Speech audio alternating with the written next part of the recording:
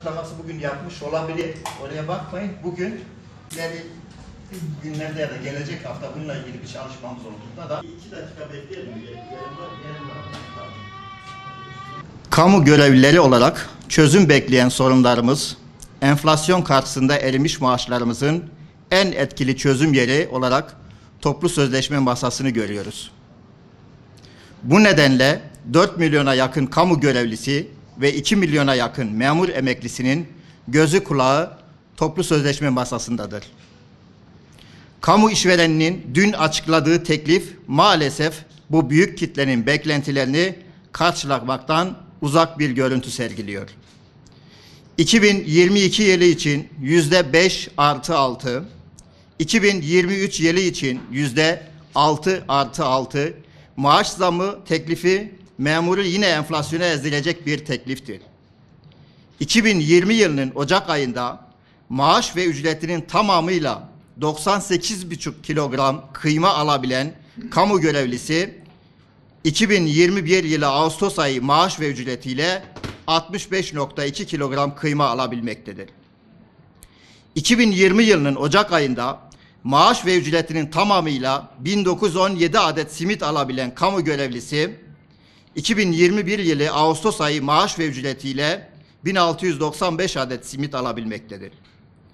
2020 yılının Ocak ayında maaş ve ücretinin tamamıyla 21 adet 18 litrelik sıvı yağ alabilen kamu görevlisi 2021 yılı Ağustos ayı maaş ve ücretiyle 14 adet 18 litrelik sıvı yağ alabilmektedir.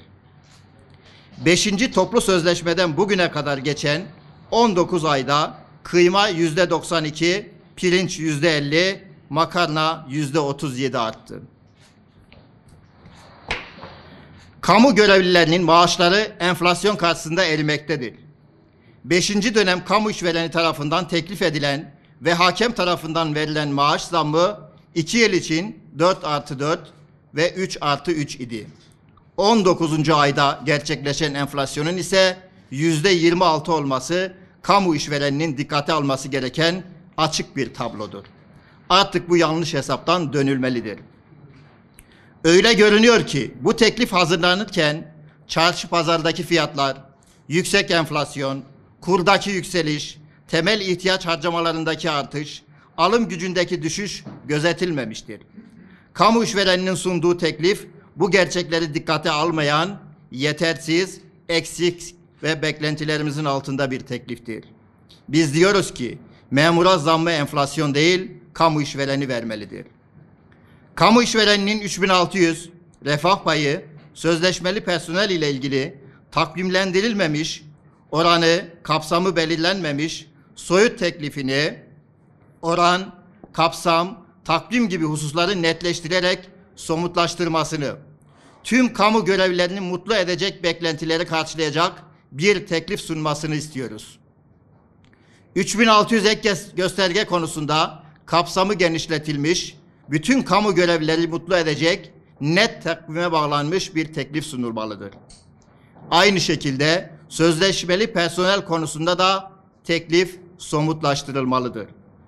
Sözleşmeli personelin sorunlarını kökten çözecek kadro eksenli bir çalışma, yarım milyonu aşan sözleşmeli personelin temel beklentisidir. Memurun enflasyonla eriyen maaşının telafisi ancak seyyanen zamla, memurun enflasyona ezdirilmemesi hedefi de enflasyon farkı vermekle değil, ancak refah payıyla mümkündür. Kamu işvereninden yardımcı hizmetlerin genel idari hizmetlere geçirilmesi, vergi dilimi, görevde yükselme ve ünvan değişikliği, bayram ikramiyesi, özel hizmet tazminatı, toplu sözleşme ikramiyesinin arttırılması ve benzeri genele ilişkin tekliflerimize de, hizmet kollarına ilişkin tekliflerimize de karşılık gelecek şekilde titizlikle hazırlanmış teklifleri bekliyoruz. Toplu sözleşme bir oldu bittiyle değil, ancak baskı, zaman baskısı olmadan pazarlıkla sonuçlanmalıdır. Bunun için de yeni ve kapsamlı bir teklifin hazırlanarak 5. dönem toplu sözleşmenin zararlarını tazmin edecek, kayıplarımızı giderecek memuru enflasyona ezdirmeyecek, emeğimize yaraşır yeni bir teklifin pazarlığa imkan tanıyacak şekilde pazartesi gününe kadar sunulmasını istiyoruz. Memur Sen Malatya Şubesi olarak haklarımızı kazanmak, taleplerimizi kabul ettirmek, her türlü eylem, etkinlik ve program yapmaya hazırız.